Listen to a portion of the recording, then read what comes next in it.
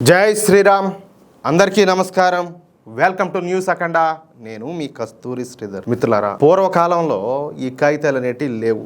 ఆ రోజుల్లో మన పెద్దవాళ్ళు వాళ్లకు తెలిసినటువంటి విషయాలను, అనుభవాలను రాబోయే తరాలకు అందించడం కోసం తాళపత్ర గ్రంథాలను ఎంచుకున్నారనమాట. ఇది ఒక అద్భుతమైనటువంటి మార్గం. తాటి ఆకుల మీద రాసినటువంటి ఈ గ్రంథాలలో కేవలం దేవుడి పూజల గురించే కాదు, సైన్సు, ఖగోళ శాస్త్రం, ఆయుర్వేదం, అలాగే గణితం, ఇంకా రకరకాల కళల గురించి కూడా వివరాలు అయితే ఉన్నాయి. ఈ తాళపత్రాలను తయారు చేయడం వెనక చాలా పెద్ద ప్రాసెస్ కూడా ఉంటది. అంత ఈజీ ఏం కాదు. చెట్ల నుంచి ఈ తాటాకులను కోసుకొని వచ్చి ముందుగా వాటిని ఎండబెడతారు. ఆ తరువాత వాటిని ఉడకబెట్టడం లేదా పొగబెట్టడం ద్వారా అవి గట్టిగా తయారు చేస్తారు. ఈ విధంగా చేయడం వల్ల ఆకులకు పురుగులు అనేటివి పట్టవు, అలాగే అవి చాలా కాలం పాటు పాడవకుండా ఉంటాయి. ఆ తర్వాత గంటం అనేటటువంటి ఇనుప పెన్ను లాంటి దాంతో ఆ ఆకుల మీద అక్షరాలను అయితే చెక్కుతారు. మామూలుగా మీరు సినిమాల్లోనూ, సీరియల్స్ లోనూ అలాంటి వాటిలో మీరు చూసుంటారు, అవునా కదా? ఆ రాసినటువంటి అక్షరాలు మన కంటికి స్పష్టంగా కనిపించడం కోసం ఆ ఆకుల పైన కాటుకును గాని లేదా సహజమైనటువంటి రంగులు గాని పోస్తారు. చూసారా మన పూర్వీకులు తెలివితేటలు ఎంత గొప్పయో.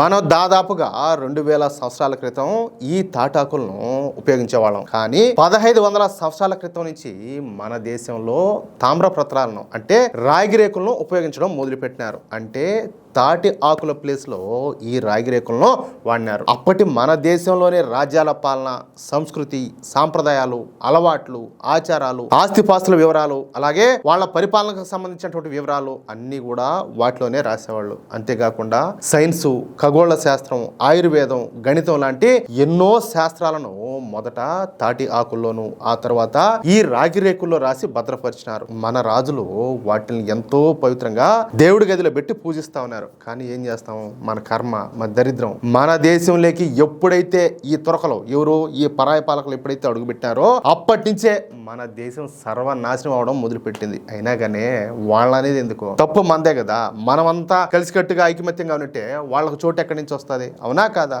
అసలు ఆ గ్రంథాల గొప్పతనం ఏంటో, వాటి విలువ ఏంటో ఆ తొరకలకు అస్సలు తెలిసేది కాదు. కనీసం ఎందుకులే, వాళ్ళకంటే తెలుస్తుంది, ఇప్పటికి కూడా తెలియదు వాళ్ళకు. ఆ తొరక పాలకులు మన పవిత్రమైనటువంటి తాళపత్ర గ్రంథాలను, ఈ రాగి రేకుల గ్రంథాలను నిప్పు పెట్టి తగలబెడతా ఉన్నారు, ధ్వంసం చేస్తా ఉన్నారు. వాటన్నింటిని కూడా పూర్తిగా నాశనం చేస్తా ఉన్నారు. ఎందుకంటే వాళ్ళకి నచ్చదు అంతే. అంటే మనకంటే వీళ్ళు గొప్పనా, అది ఎందుకు ఉండాలా, కాబట్టి దాన్ని ధ్వంసం చేయాలా. తయారు చేయడం చేత కాదు కానీ ధ్వంసం చేయడం ఎంత పని. కాబట్టి ఈ ముండా కొడుకులు, ఈ జిహాదీ ముండా కొడుకులు అలాంటి పనులు ఇప్పటి నుంచి కాదు, ఎప్పటి నుంచో అనాదిగా అదే పని చేస్తానే ఉన్నారు ఇప్పటికి కూడా. ఇది తలుచుకుంటా ఉంటే కడుపు పట్టే మండిపోతుంది. ఈ తురక ముండా కొడుకులు చేసినటువంటి ఈ వినాశనం వల్ల మన పూర్వీకులు మనకు ఇవ్వాలనుకున్నటువంటి జ్ఞానాన్ని, తెలివితేటలను, రకరకాల శాస్త్రాలను మనం ఈ రోజు అందుకోలేకపోయినాం. ఇది నిజంగా చాలా అంటే చాలా బాధాకరమైనటువంటి విషయం. అసలు ఆయుర్వేదం మన దేశంలో ఎలాంటి వాళ్ళు ఉన్నారంటే, ఈ ఆయుర్వేద వైద్యం చేసేవాళ్ళు ఎలాంటి వ్యాధికైనా కూడా మందు ఉంటా ఉన్నది. అది కూడా అతి సింపుల్ గా ఏమన్నా ఈ ఆకులు, ఈ కషాయాలు, ఇట్లాంటి చిన్న చిన్న వాటితో అద్భుతమైన వైద్యం చేస్తా ఉన్నారు. అసలు ఇప్పుడు అది అది కనుమరుగైపోయింది. మొత్తం అంతా తగలబెట్టేశారు ఈ దరిద్రపు నా కొడుకులు. మన దేశంలో ఉన్నటువంటి తాటి ఆకులు అలాగే ఈ రాగి రేకుల గ్రంథాలలో 90% గ్రంథాలను ఈ తురకలే నాశనం చేశారు. ఇక మిగిలిన కొద్దిపాటి గ్రంథాలను ఈ బ్రిటిష్ వాళ్ళు, యూరప్ దేశాల వాళ్ళు, అమెరికన్లు దొంగిలించుకొని వాళ్ళ దేశాలకు పట్టుకోపోయినారు. ఆ విధంగా వాళ్ళు పట్టుకుపోయిన వాటిలో అత్యంత ముఖ్యమైన చోళ రాజుల కాలం నాటి రాగి శాసనాలు. ఈ చోళుల కాలం నాటి రాగి శాసనాలు 11వ శతాబ్దానికి చెందినటి. అంటే దాదాపు 1000 సంవత్సరాల క్రితం నాటి అన్నమాట. ప్రస్తుతం ఈ చోళుల కాలం నాటి రాగి శాసనాలు నెదర్లాండ్స్ దేశంలో ఉన్నాయి.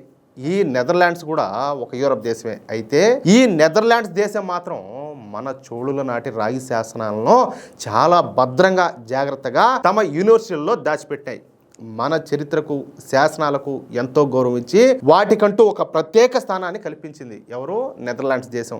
ఈ విషయంలో నెదర్లాండ్స్ దేశానికి మనం ఖచ్చితంగా హ్యాట్స్ ఆఫ్ చెప్పాలా. అయితే మన ప్రధానమంత్రి నరేంద్ర మోడీ గారు నెదర్లాండ్స్ పర్యటనకు వెళ్ళిన సమయంలో ఆ నెదర్లాండ్స్ ప్రభుత్వం ఒక మంచి నిర్ణయం తీసుకునేది. ఆ 11వ శతాబ్దానికి చెందినటువంటి చోళుల కాలం నాటి రాగి శాసనాలను తిరిగి భారతదేశానికి అప్పగించాలని డిసైడ్ అయింది. ప్రధాని నరేంద్ర మోడీ గారి నెదర్లాండ్స్ టూర్లోనే ఈ చారిత్రాత్మకమైనటువంటి అప్పగింత ప్రక్రియ అయితే జరిగింది. మనం ఇందాక అనుకున్నట్లు ఇవి 11వ శతాబ్దానికి చెందినటి, అంటే సుమారుగా 1000 ఏళ్ల నాటి పాత శాసనాలు. చూడండి, ఒకసారి ఆలోచించండి మీరే. దక్షిణ భారతదేశాన్ని ఎంతో అద్భుతంగా పాలించినటువంటి గొప్ప సామ్రాజ్యమైన చోళుల కాలానికి చెందినటి ఈ రాగి రేకుల మీద పురాతన తమిళ భాషలోను అలాగే సంస్కృత భాషలో అక్షరాలన్నీ కూడా చెక్కబడి ఉన్నాయి. ఇందులో సాధారణంగా రాజులు ఇచ్చినటువంటి భూదానాలు, గుడుల నిర్వహణ ఏ విధంగా చేస్తా ఉన్నారు, రాజుల యొక్క ఆజ్ఞలు, వాళ్ళ పరిపాలనా పద్ధతులు ఏంటి అనే విషయాలు వివరంగా రాసి ఉన్నాయి. అంటే చోళుల పరిపాలన, అప్పటి సమాజం, ఆర్థిక విషయాలు తెలుసుకోవడానికి ఇవి చాలా ముఖ్యమైనటువంటి ఆధారాలు. ఇకపోతే నెదర్లాండ్స్ నుంచి మన దేశానికి తిరిగి వస్తున్నటువంటి ఈ రాగి శాసనాలను లైడెన్ ప్లేట్లు అని లేదా అనయమంగళం రాగి శాసనాలు అని చెప్పేసి పిలుస్తారు. ఇవి కేవలం పాత కాగితాలు లాంటివి కాదు. చోళ సామ్రాజ్యం ఎంత వైభవంగా వెలిగిందో, ఇతర దేశాలతో వాళ్ళకున్నటువంటి సంబంధాలు ఎలాంటివో చెప్పేటటువంటి సజీవ సాక్ష్యాలు. అంటే అది మన నిజమైనటువంటి చరిత్ర. ఈ శాసనాలు మొత్తం 21 పెద్ద రాగి రేకులు అలాగే 3 చిన్న రేకుల్లో రాసి ఉన్నాయి. వీటి బరువు ఎంతనో తెలిసిన అక్షరాల 30 కేజీలు. అది మన రేంజ్, మన స్థాయి. మన దేశపు శాసనాలే ఇంత అద్భుతంగా ఉన్నాయంటే అప్పట్లో మన రాజుల పరిపాలన ఇంకెంత గొప్పగా ఉంటుందో ఒకసారి ఊహించుకుంటా ఉంటేనే చెప్పాలంటే అదొక లెవెల్లో ఉన్నదంటే. ఈ రాగి రేకులన్నింటినీ కూడా ఒక పెద్ద కాంస్య ఉంగరంతో కలిపి లాక్ చేశారు. అంటే ఒక రింగ్ లాంటి దాంతో కలిపి లాక్ చేశారు. ఆ ఉంగరం పైన రాజేంద్ర చోళుడి యొక్క రాజముద్ర కూడా ఉండాలి. అంతేకాకుండా ఈ రేకుల్లో శ్రీ మహావిష్ణువు గురించి కూడా వివరంగా రాసినారంట. అంత గొప్ప రాగి రేకులను ఇప్పుడు మన మోడీ గారి పర్యటన సందర్భంగా నెదర్లాండ్స్ దేశం మనకు తిరిగి ఇచ్చేయడం చాలా విశేషం. ఈ విషయంలో మన మోడీ గారికి అలాగే నెదర్లాండ్స్ ప్రభుత్వానికి మరొకసారి హ్యాట్స్ ఆఫ్ అయితే చెప్పాల్సిందే. చూడండి, ఇక్కడ ఇంకొక మాట నేను చెప్తున్నా. ఈ విషయాన్ని ఎవరు మన తమిళనాడులో అన్నామలై గారు ఉన్నారు కదా, తమిళ సింగమ, ఆయన ఎంత గొప్పగా చెప్తున్నారంటే ప్రజలకు అర్థమయ్యే విధంగా వా అంత గొప్పగా చెప్తున్నారు. మరి ఇప్పుడు కొత్తగా ఏర్పడినటువంటి టీవీకే ప్రభుత్వం కానీ ఈ నాయకులు కానీ వాటి గురించి మాట్లాడగలుగుతారు అసలు? చూద్దాం ఏం జరుగుతుందో. మిత్రులారా, మన భారతదేశపు పురాతన చరిత్ర, మన రాజుల గొప్పతనం ఎలాంటిదో చూశారు కదా. మన న్యూస్ అఖండ ఛానల్ ద్వారా ఇలాంటి ఎన్నో ఆసక్తికరమైన నిజమైనటువంటి చారిత్రాత్మక విషయాలను మీకు ఎప్పటికప్పుడు అందిస్తూనే ఉంటాం. ఈ సమాచారం ప్రతి ఒక్క భారతీయుడికి తెలియాలా. కాబట్టి ఏ మాత్రం ఆలస్యం చేయకుండా ఇప్పుడే ఈ వీడియోను లైక్ చేసి మీ మిత్రులకు, మీ కుటుంబ సభ్యులకు అలాగే మీరు ఉన్నటువంటి వాట్సాప్ గ్రూపుల్లో తప్పనిసరిగా షేర్ చేయండి. మన పూర్వీకుల యొక్క తెలివితేటలపైన మీ అభిప్రాయాన్ని కింద కామెంట్ బాక్స్ లో తప్పకుండా తెలియజేయండి. ఇలాంటి మరెన్నో అద్భుతమైన నిజాలను తెలుసుకోవడం కోసం మన న్యూస్ అఖండ ఛానల్ ని ఇప్పుడే సబ్స్క్రైబ్ చేసుకోండి. అలాగే పక్కనే ఉన్నటువంటి గంట సింబల్ నొక్కడం మాత్రం అస్సలు మర్చిపోవద్దు. అప్పుడు ఏంటంటే మేము ఎన్ని వీడియోలు అయితే చేసి అప్లోడ్ చేస్తామో ప్రతి వీడియోకి సంబంధించిన నోటిఫికేషన్ మీకు వస్తానే ఉంటుంది. అంటే ఏ ఒక్క వీడియోను కూడా మీరు మిస్ అవ్వరు. అర్థమైందా? జై శ్రీరామ్, జై హింద్, భారత్ మాతాకి జై.